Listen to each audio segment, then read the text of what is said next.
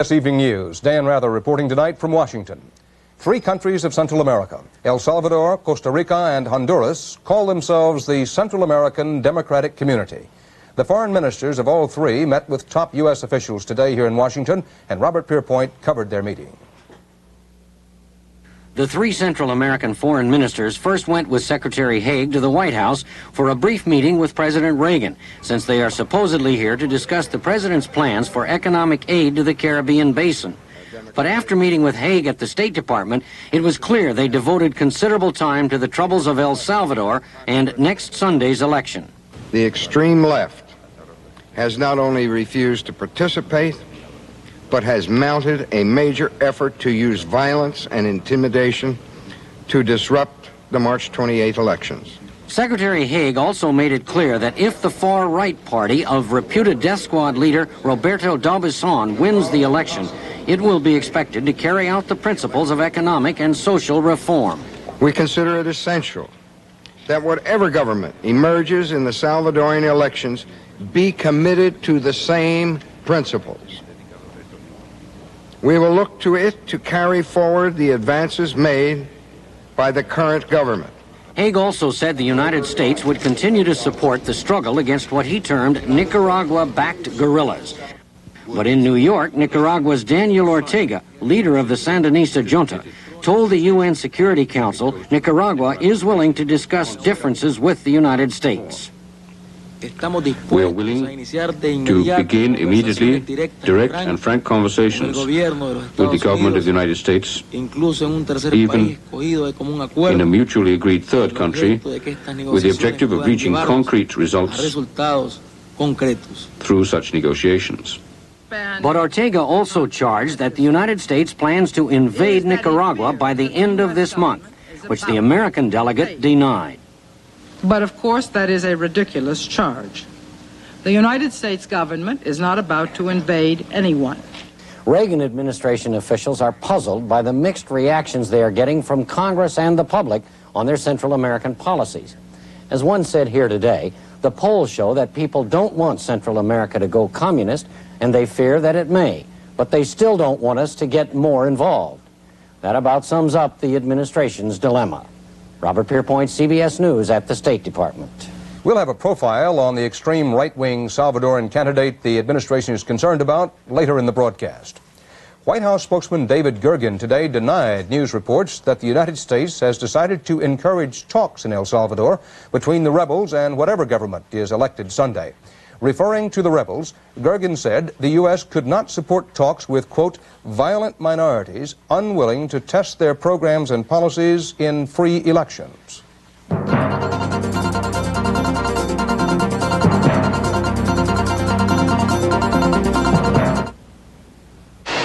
Once you put motor on a can, you can't see it, you can't feel it, you can't watch it work. So how do you know how good it is? At Quaker State, we put it in writing. We back up our quality with a lifetime guarantee. How do you know how good Quaker State is? We guarantee every new car engine against oil-related failure for as long as you own your car. We put it in writing. We're working to keep your car staying on the road. How do you know how good Quaker State is? We put it in writing. No one else does. This is the taste that has won over 200 medals for excellence in wine tasting competitions all over the world. This is Inglenook. This is the taste that is served by more travel holiday award-winning restaurants than any of the other top 5 California wines. This is Inglenook. This is the taste that brought a record price for a California wine in auction, over $1,000 a bottle. Discover award-winning taste. Discover Inglenook. As with most occupied territories, the Israeli-occupied West Bank and Gaza Strip are tinderboxes. Violence that breaks out there could easily become unmanageable and spark a region-wide crisis. Today, Israel dismissed 2 of the West Bank's most popular Palestinian mayors. Shortly afterward, in the Gaza, an Israeli soldier was killed. Bob Faw was there. Today, for the first time in the recent unrest, armored personnel carriers rumbled through some streets of the occupied territories as Israeli troops braced themselves for trouble and found it. Tonight, a funeral service was held for a 30-year-old Israeli sergeant, killed this afternoon when one of 2 hand grenades tossed by 2 masked men blew up in his Jeep. 3 other soldiers were wounded, as were 3 Arab bystanders. Later, a Palestinian group took credit for the attack. Throughout the day, pressure seemed to build after Israel sacked the elected Palestinian mayors of the West Bank's 2 largest towns. The 2, supporters of the PLO and local heroes after being severely wounded in 1980 car bombings, which Palestinians think was the work of Jewish terrorists, were dismissed because Israeli authorities said they were encouraging strikes and because they would not cooperate with Israel's civilian administration here. Because the civil administration, it is a step to annex the West Bank to Israel state and Gaza Strip. That's why we are against it. The military's show of force prevented riots, but not criticism. The opposition Labor Party said the mayor's dismissal damages the cause of peace and shows the Begin government's West Bank policy relies on force. That, said the other deposed mayor, might work now, but not for long. They have the power, but they haven't any rights. We have the rights, and we have, in the end, the true power. Israeli officials knew the ousters would inflame residents, but wanted to send a clear signal that the PLO crackdown would continue despite protests at home and condemnation abroad. But the fact is, the 2 mayors do accurately reflect the sentiment of a great many people in the area, and the strikes do go on.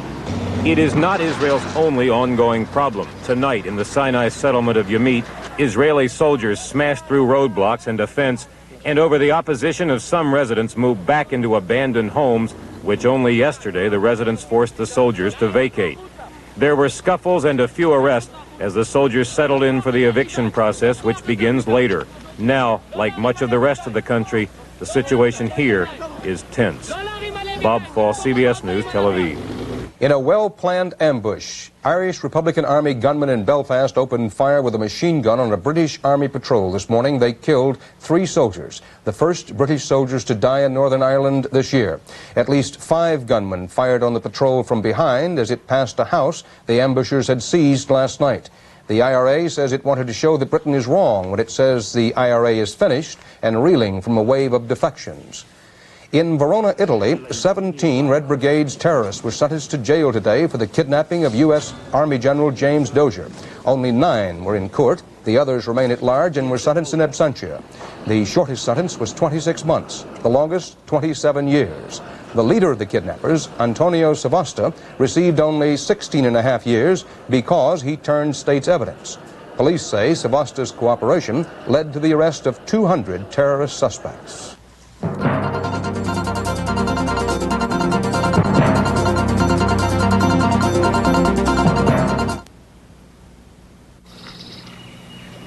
These natural gardens are like a second home to me. I take care of them. So when I heard that DuPont was building a chemical plant right next to here, I figured it was goodbye gardens. But DuPont said they needed the plant to make Dacron fibers for the clothes we all wear. I said, fine, but don't spoil all this. Well, they didn't. DuPont plant site engineers worked closely with experts on forestry, water, and plants long before construction began. They installed equipment to minimize noise and systems to control air and water pollution to meet or surpass all local, state, and federal regulations. Turns out DuPont cared about the natural environment as much as I did. Now people come to see my gardens and never realize just beyond the trees there's a DuPont chemical plant going full tilt. Well, DuPont, my gardens think you're okay, and so do I. DuPont, makers of better things for better living. That amazing 50-foot mechanical arm aboard the Space Shuttle Columbia did its first real work today, the type work it was designed to do. My compliments to the Canadians. Astronaut Gordon Fullerton radioed to Earth. The Canadians manufactured the arm. Morton Dean has highlights of today's developments in the week-long space mission. The heavenly scheme of things, it was a momentous day for the Columbia. A day Mission Control greeted by playing one of Air Force Colonel Gordon Fullerton's favorite tunes.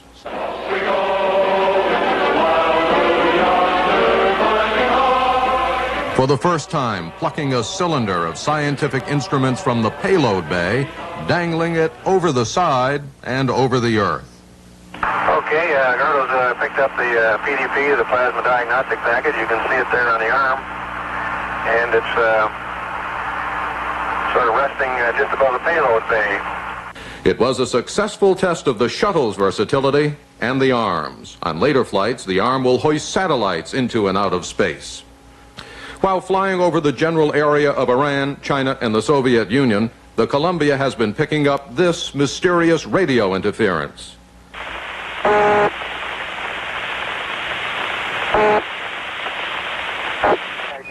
NASA says it doesn't know exactly where the signal originates, but that it's not affecting the spaceship. The Pentagon says the signal is being studied.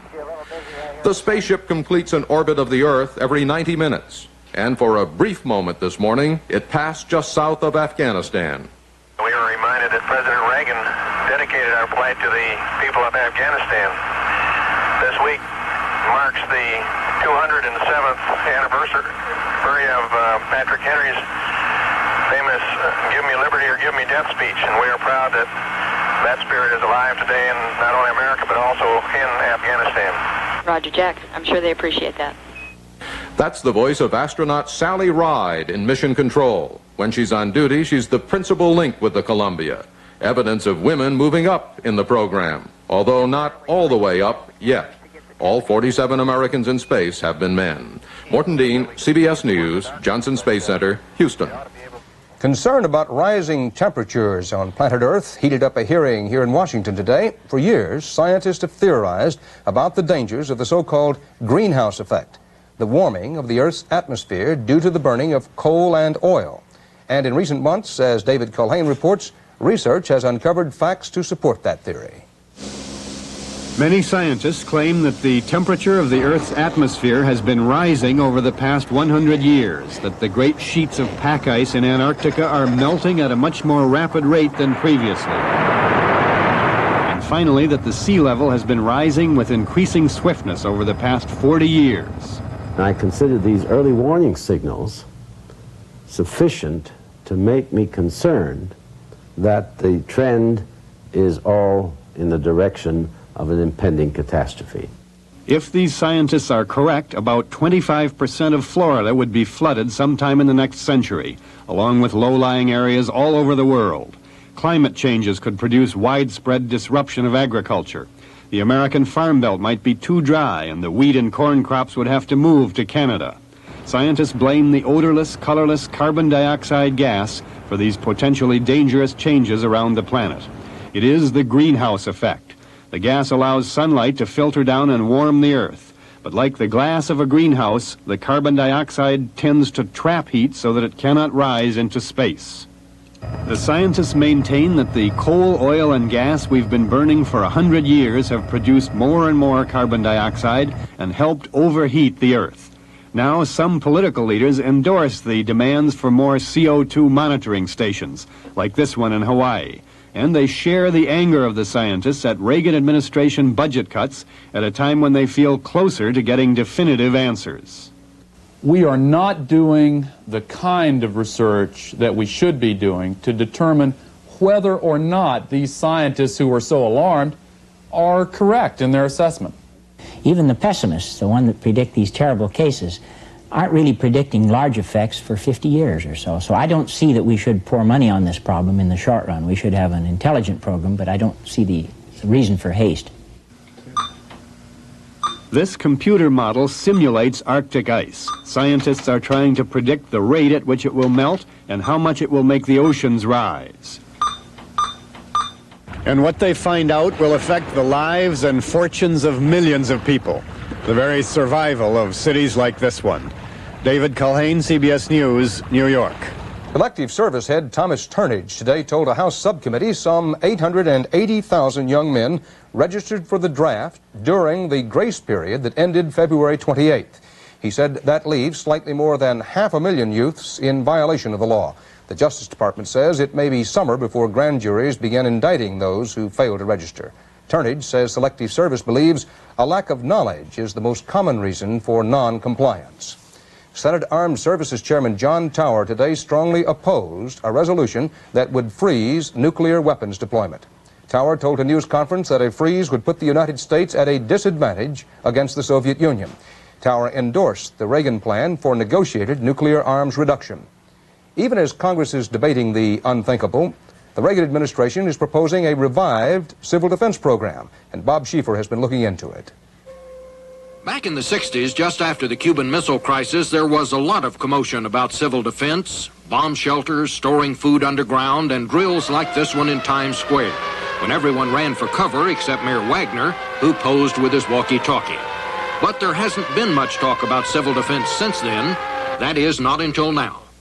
A prudent and moderate civil defense effort could save tens of millions of lives in this country. What Meese called a moderate effort in that little-noticed speech will not come cheap.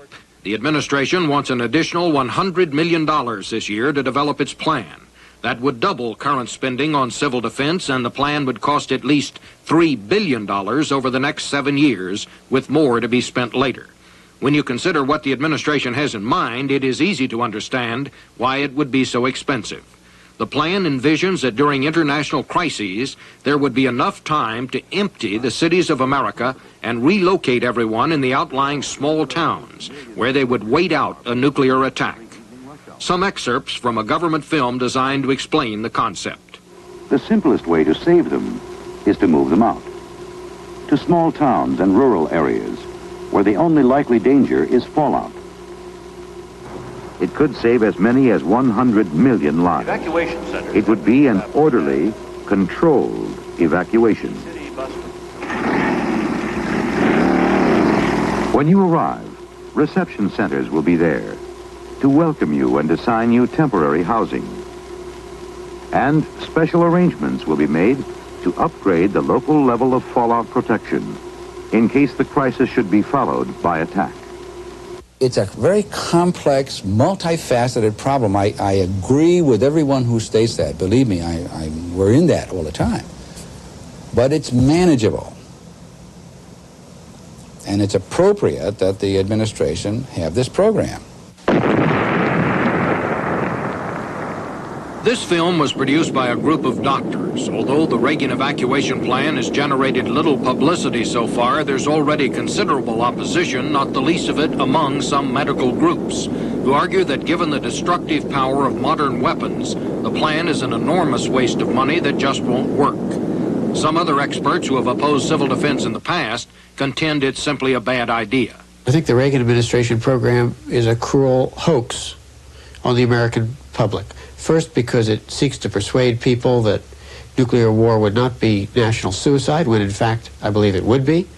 And second, because this is not primarily a program to save lives if war occurs, but instead a program justified as part of the strategic war game, an answer to an alleged Soviet evacuation capability.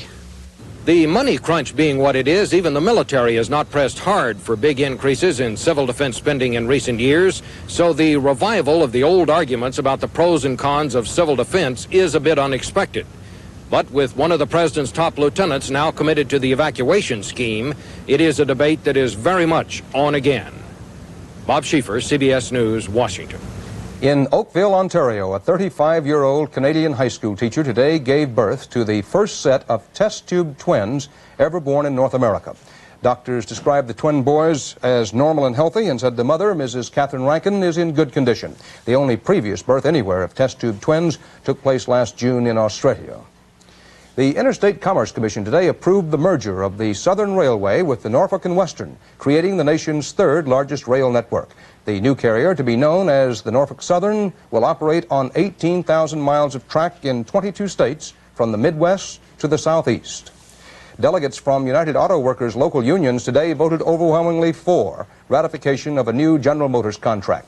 This proposed agreement contains substantial concessions from the union, including a wage freeze and the loss of 9 paid holidays a year. The contract now must be voted on by rank-and-file members.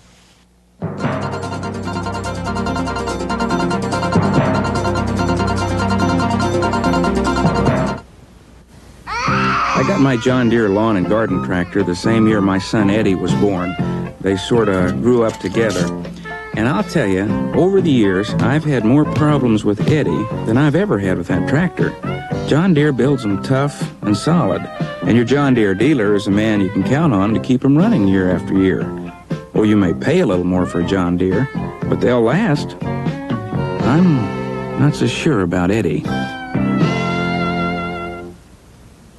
Digel tops plain antacids. We proved it in recent laboratory tests. Cutting the yellow top off a Digel tablet illustrates the results. Without its top layer, Digel consumes as much heartburn-producing acid as plain antacids like Rolaids. What's more, Digel has the yellow top and gives you the fast, gas-calming action of simethicone. Conclusion: when you want more than plain relief, Digel tops plain antacids. Without doubt, one of the most controversial candidates in the upcoming election in El Salvador is a charismatic right-wing extremist, Roberto Dobison. Some Salvadorians see Dobison as the man on a white horse who'd bring law and order to a country that needs it desperately. Others say what he'd really bring is a bloodbath. Steve Croft has his story. He is the son of a salesman and the product of a military education. A renegade who rose through the ranks to become a major, then quit when his right-wing policies eventually proved too radical for the Salvadoran National Guard. Roberto Dobison and his Arena party are staunch anti-communists, but their presence in the election and the possibility of a political victory has become a major dilemma for U.S. policy and American-style democracy in El Salvador. He is accusing everybody that doesn't think like him of being communist, and a search of witches will start really in this country. Ray Prentice is a former mayor of San Salvador who now heads President Duarte's Christian Democratic Party. Prentice thinks if Dobison and Arena gain a voice in the new government, he and other Christian Democrats may be killed. We call him the messenger of the death.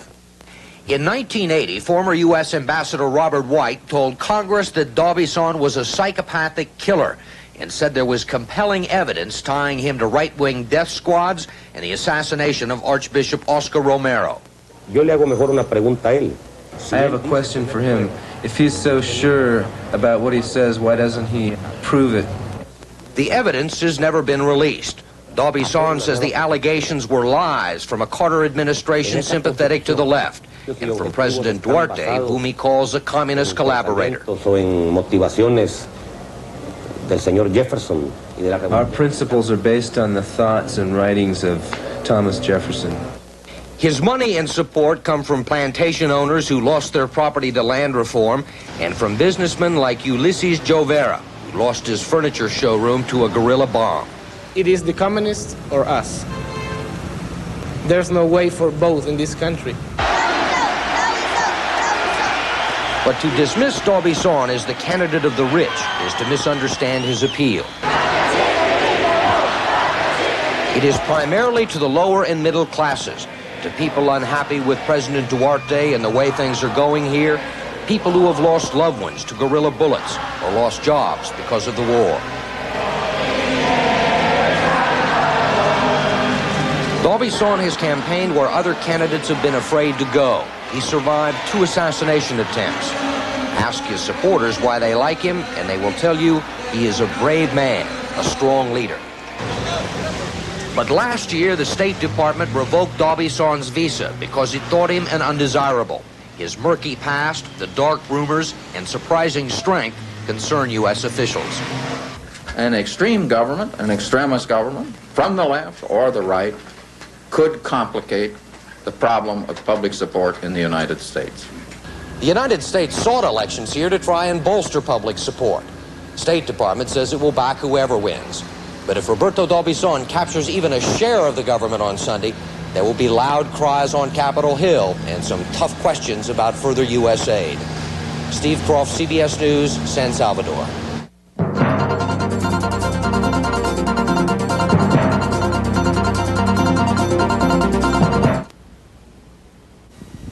Michelle Lee, you have a terrific smile. How do you do it? I fight back. I fight plaque. Plaque? With new formula Pepsodent. It has a plaque-fighting formula. But what's plaque? Plaque is that awful film that collects on teeth, turning them dull and dingy. Ooh. But Pepsodent gets my teeth their whitest and keeps them that way. I can see that. How about you? Me? Want to get your teeth their whitest? Well, sure. Then fight back. Fight plaque with new formula Pepsodent. You're gonna love it. Ace Hardware presents Help at the Oasis. It was no day at the beach for Capitaine Marceau. Les hot, Now, where to go for help? Of course, my nearby Ace store, where the helpful hardware man had the solution. Garden hose and grass seed, lots of garden hose. Later, things were a shade better. To put a little spring in your oasis. Ace is the place with a helpful hardware man. Now, if we didn't have pictures to prove it, some of you might not believe this next story, but there really is a place on earth where sales and service people still treat customers courteously. Gordon Josoloff has the proof. If you want to feel important, be an early bird shopper at a Japanese department store. You'll be received like royalty, with a good morning, welcome, and a bow. It happens every day here, part of Japan's age-old tradition of politeness and good service, which makes Japanese customers among the world's most pampered. Whether it's hustle in bringing change, or a room set aside for mothers making a change, the store's attitude is the same. Yes, customer is the king. Yes. The chorus of welcomes is not just at high-price establishments. American-style fast food restaurants also serve up Japanese-style politeness. You don't have to touch a taxi door in Japan. The driver does it for you. And he closes the door for you, too. Drivers used to run around the cab to do the door honors, but this lever saves time. The driver's white gloves add to the limousine feeling at taxi cab rates. Japan's crowded highways can be a nightmare, but pull into a gas station and you enter a dream world. One American driver said the first time he saw 3 gas station attendants rush to service his car, he thought he was being mugged. When it's your body in the shop, Japanese barbers do a lot more than just trim the back and sides. Many places include a massage at no extra charge. So, for Japan, good service and politeness mean good productivity and profit. That's why at closing time, one store bids customers goodbye in a musical way, a way that would make Guy Lombardo proud.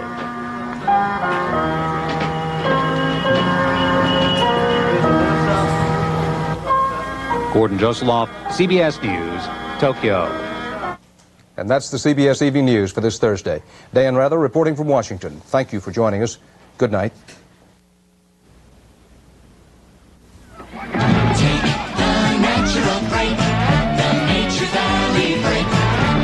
We're ready for a break. Nature Valley granola bars, a natural break. 100% natural. I look for that because not all granola bars are. No additives, no preservatives in this tasty, crunchy snack. There's oats and honey, cinnamon, coconut, peanut, and almond. Take the natural break. The Nature Valley break. Nature Valley granola bars. 100% natural. Reunity tastes so fine. Reunity pure and natural wine. Reunity on ice. Reunity so nice. Reunity, ooh. Reunity on ice. Reunity so nice. Reunity.